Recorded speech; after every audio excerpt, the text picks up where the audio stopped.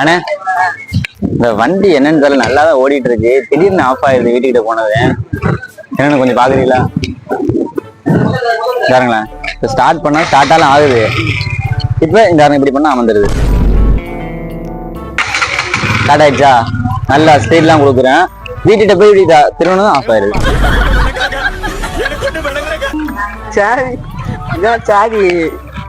சாவியா? அது ஆஃப் பண்ண ஆஃப் ஆயிருமா? ஆமா. இப்போ வந்து நம்ம வண்டி பெட்ரோல் போட்டாலும் ஓடுது.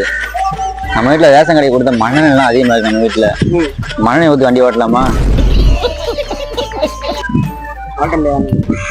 வண்டி பெட்ரோல் போட்டா மனம் வந்து தீ எரிக்கிறதுக்கு அதுக்கு தான் ஓடலாம்.